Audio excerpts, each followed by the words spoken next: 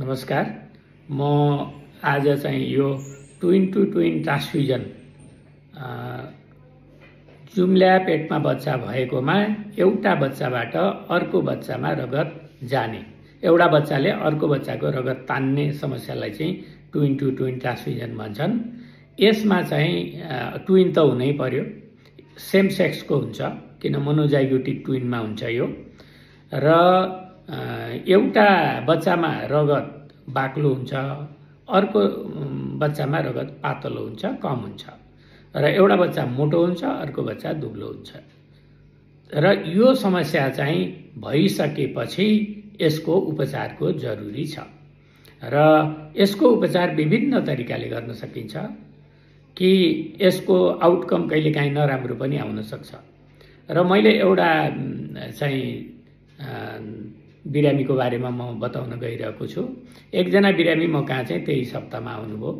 उहाँको पोलिहाइड्राम्नियोज यानि पाठेघरभित्र पानी एकदमै धेरै चाहिँ थियो। उहाँलाई उठ्न बस्न गाह्रो थियो, हिँड्न गाह्रो थियो, सुत्न पनि गाह्रो थियो। त्यस्तो अवस्थामा म कहाँ आउनुभएको थियो। उहाँ त्योभन्दा अगाडि उहाँलाई 5 जना डाक्टरले हेर्नु भएको थियो काठमाडौँमा, र हेरेर त्यो प्रेग्नेन्सी टर्मिनेट गर्नलाई सल्लाह दिनुभएको थियो। अनि म कहाँ आउनुभयो, मैले हेरेपछि मैले के भने बच्चा दुईटा रहेछन्, ट्विन टु ट्विन ट्रान्सफ्युजन चाहिँ हो नै, यस्तो बच्चाहरू मैले पहिला पनि डेलिभरी गरेको छु, यसपटक पनि ट्राई गरौँ। आमालाई साह्रै गाह्रो भयो, आमाको ज्यानै जोखिममा पर्ने भयो भने यो बच्चा चाहिँ फालौँला अथवा एम्नियोसेन्टेसिस पानी निकालौँला, नभए भने अलिकति ट्राई गरौँ न भनेर मैले इन्डोमेथासिन भन्ने औषधि दिएर हेरेँ 1 हप्ता जति। 1 हप्तामा उहाँलाई अलि सजिलो भयो।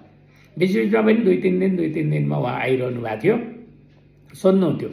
डाक्टरहरूले पहिले चाहिँ यो फाल्नुपर्छ भनेको हुनाले उहाँ मसँग त्यति धेरै कन्भिन्स हुनुहुन्थेन, र मैले पनि सम्झाएँ तपाईँहरू नातिदिनुहोस्, जरुरी पऱ्यो भने म यो एम्नियोसेन्टेसिस अथवा चाहिँ बच्चा एबोर्ट गर्ने काम म गर्छु, अहिले नातिदिनुहोस् भने अलि सजिलो भएपछि उहाँले मान्नुभयो। 2 हप्तामा चाहिँ पोलिहाइड्राम्नियोज कम भयो, जुन रिसिपिएन्ट ट्विन थियो त्यसमा चाहिँ कम भयो र उहाँलाई बस्न उठ्न सजिलो भयो। अलिकति उहाँहरूलाई पनि अब कन्फिडेन्स हुन थाल्यो। त्यसपछि मैले महिना पुर्याएँ, डेलिभरी गरेँ। डेलिभरी गर्दाखेरि 2टा मेल बेबी चाहिँ डेलिभरी भयो, मैले सिजेरियन गरेँ र ती बच्चा अहिले स्कुल जाने भएका छन्, एकदमै हेल्दी छन्।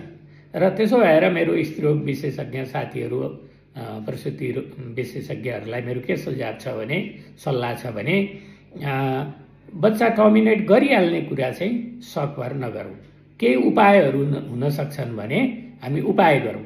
ती उपायहरू चाहिँ ले पनि समाधान नहुने खालको छ भने मात्रै टर्मिनेट गरौँ भनेर सल्लाह दिन्छु। र आम समुदायलाई पनि कुनै डाक्टरले त्यसो भन्नुभयो भने कहिलेकाहीँ सेकेन्ड ओपिनियन पनि लिने गरौँ भनेर म यहाँहरूलाई भन्न चाहन्छु। धन्यवाद।